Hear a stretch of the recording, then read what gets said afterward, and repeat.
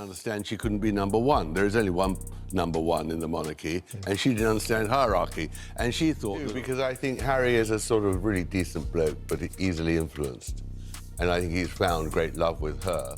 Spiteful fury by Meghan. Meghan gets what Meghan wants. What was spiteful about it? Well, to be rude to the... Let me tell you, when we talk about ruthless truth diggers, Tom Bower is in a league of his own. Forget your average reporter with a notepad. This man's very name sends chills down the backs of billionaires and makes politicians break into a sweat. For more than 40 years, Tom has been prowling through Britain's most elite circles, sniffing out secrets people would rather die than confess. His motto? No one is untouchable. And trust me, he means it. Robert Maxwell once thought he could destroy him. He failed miserably. Richard Branson? He tried to sue Tom into silence and ended up humiliated in court. Conrad Black thought his empire of newspapers would protect him. Tom dragged him down until he landed in prison. Do you see the pattern here? Anyone who dares to lock horns with Bower eventually ends up crushed, broken, and exposed. Michelle Obama was not as a big fan of Meghan Markle as it seems, claimed Tom Bower in his exclusive. But listen, nothing, absolutely nothing, prepared the world for the chaos that exploded when Bower turned his razor-sharp attention to Harry and Meghan. Just imagine it. A live TV studio, millions glued to their screens, a conversation rolling along like just another dull royal commentary. Then Tom, with the icy calm of a surgeon holding a scalpel, stares straight into the camera and says the words that would send shockwaves across the globe. "I don't mind Harry," he declared, steady and merciless. "It's Meghan I'm after." My jaw dropped. Everyone's did. It wasn't speculation. It wasn't analysis. It was an outright declaration of war. The whole studio froze. Social media? It exploded. Twitter was ablaze within minutes. But this wasn't some loudmouth pundit desperate for attention. No, this was Tom Bower, the same man who had single-handedly toppled media moguls and corporate giants. If he was coming for Meghan, he was coming with evidence, with witnesses, with receipts. Hi, Maddie. I got an English award. And oh, the way he said it. Cold, calculated, and terrifyingly confident. That moment wasn't just shocking, it was the starting pistol for a storm Meghan and Harry have never truly recovered from. Because once Bower sinks his teeth in, he doesn't let go. He isn't gossiping for headlines. He is dissecting reputations, exposing every hidden skeleton and laying it bare for the world to see. This was no different. The same investigative machine that had already torn through Britain's untouchables was now locked on the Sussexes, and the monarchy itself trembled at what was about to be dragged into the light. Rift with William looks pretty implacable. If you can't come together at a moment like this, when can you? Well, as I said last night... Harry and Meghan had spent years carefully constructing their glossy brand. The heartbreak, the victimhood, the endless talk of privacy while signing multi-million-dollar deals to tell their story. And suddenly, Tom Bower was on their trail. He wasn't buying the act. He wasn't afraid of their lawsuits. He wasn't dazzled by their celebrity. He was about to unmask them. And let me tell you, when Tom Bower decides you're his target, there's nowhere to hide. Meghan Markle has not had a good week. It all started when earlier this week, Tom Bower, who is a very... To really understand the earthquake that hit Harry and Meghan, you've got to understand the force of nature that is Tom Bower. He's not some tabloid hack chasing clickbait. No, this man is a juggernaut, forged in the fires of hard investigative journalism at the BBC. For 25 years, he perfected the brutal art of exposure, sharpening his claws before moving into unauthorized biographies that turned him into Britain's most feared biographer. And his method? Brutal, simple, terrifying. I will likely not be making any more videos about the book Revenge by Tom Bower, which is coming out this week. He hunts down the people closest to his targets, their friends, their confidants, their family, their staff. He digs out the ugliest truths, the secrets never meant to see daylight. Then, with the precision of a surgeon, he lays them out in black and white. Not whispers, not rumors, evidence. Robert Maxwell was his first big prey. The media mogul was so petrified of what Bower had uncovered that he tried everything. Buying out publishing houses, breaking into Bower's home, stealing phone records, desperate to stop the book. But did Tom flinch? Not a chance. He published anyway, and the result was catastrophic. Maxwell's empire collapsed, his reputation never recovered, and his family faced the law. At home, why is it always so negative? Everything talked about Meghan is so negative. Because because of the hypocrisy. And then came Richard Branson. The flashy Virgin founder thought he could take Tom down with an expensive lawsuit. Big mistake. Not only did Branson lose, he walked away humiliated, paying damages, while Tom kept writing more cutting pieces about him for years. Imagine being haunted by a journalist who just won't let you breathe. That's the Bauer effect. Conrad Black? Same fate. A newspaper tycoon who thought his money and power made him invincible. Tom's investigation ripped him apart so thoroughly that Black ended up in prison, branded a fraud. Can you picture it? A man who once controlled empires left in tatters because of one relentless biographer. When it comes to these royal tell-all books, it is helpful to know who is writing them. We didn't have time in my last video to go in. This is what makes Bauer so dangerous, his absolute fearlessness. While other journalists worry about backlash, lawsuits, or losing their jobs, Tom operates like a man who's already stared down the most powerful and won every single time.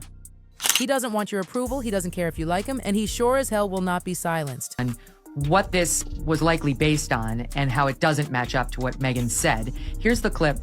And here's the thing, his sources aren't nobodies. They're not gossip-hungry strangers, they're insiders, former allies, staff, advisors, business partners, people who lived in those circles, who saw everything, who grew so disgusted they were ready to spill. These weren't coffee shop rumors. These were accounts backed up with documents, recordings, first-hand memories of things never meant to leak. So when Tom Bauer announced he was coming for Harry and Meghan, royal watchers knew the fireworks that were about to go off. This wasn't going to be another soft, palace-approved biography.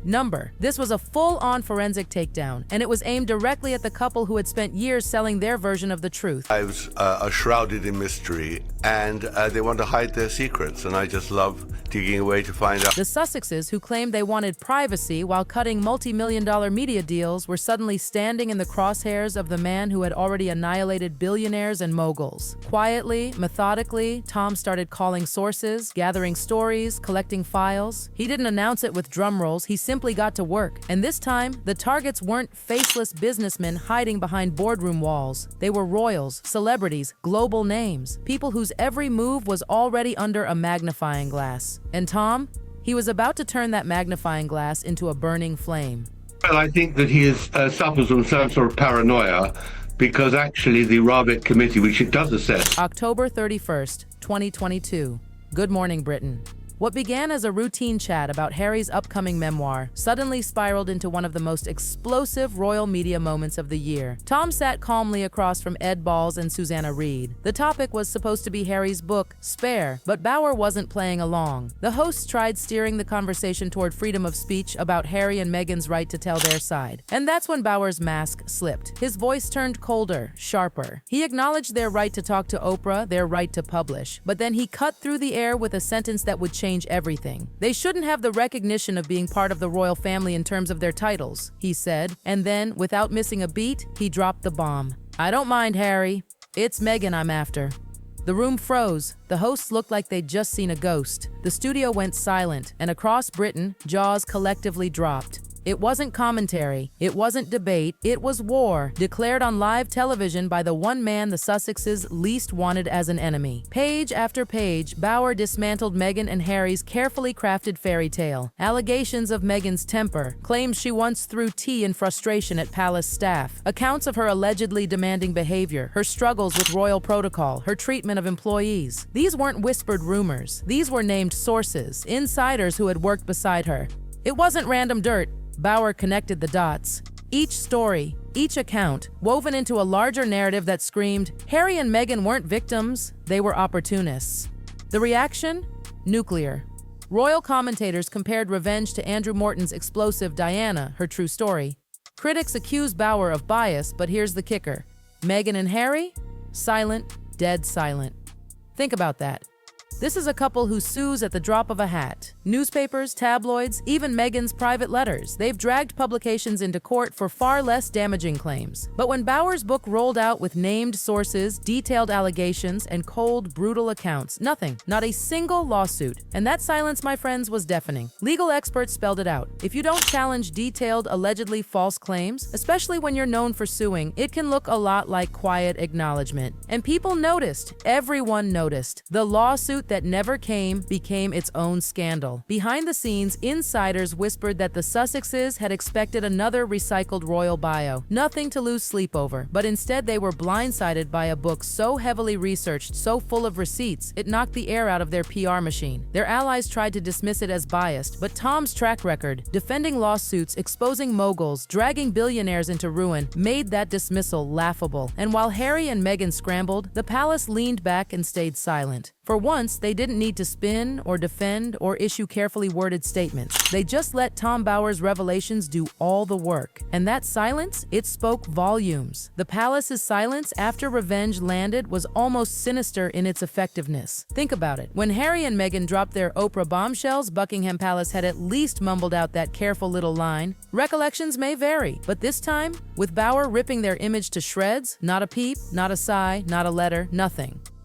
And in royal PR, silence isn't weakness, it's a weapon. When they want a story to die, they smother it with counter-narratives. But when they want a story to spread, they sit back, arms crossed, and let the world devour it. And that's exactly what happened. Royal commentators were suddenly free to discuss every jaw-dropping allegation in revenge without fear of palace pushback. TV panels dissected Meghan's alleged tantrums. Newspapers reprinted passages about the Queen's private feelings. And Meghan and Harry? They were left stranded, trying to talk about Netflix and memoirs while every question circled back to Bower's book. It was brutal, it was calculated, it was effective. Behind closed doors, palace insiders were reportedly delighted. For years, they'd endured Harry and Meghan's accusations of cruelty, racism, and betrayal without being able to clap back. And now, Tom Bower was doing the dirty work for them. With his investigative style, cold, fearless, and full of receipts, he was cutting down the Sussex narrative piece by piece. Even worse for Meghan and Harry, the timing couldn't have been more disastrous. They were knee-deep in Netflix deals and prepping for Harry's tell-all spare. Instead of controlling the press cycle, they were stuck constantly reacting, swatting away questions about Bower's allegations they couldn't silence. And let me tell you, Tom Bower wasn't finished. Not by a long shot. In interviews after Revenge, he made it crystal clear this was only round one. Meghan's rumored memoir? Oh, he was practically rubbing his hands together at the thought. That will be their meal ticket when the Netflix money goes, he teased. But here's the gossip. He already had files, testimonies, receipts waiting in the wings. Meghan might bring her story, but Tom would come armed with the counterattack.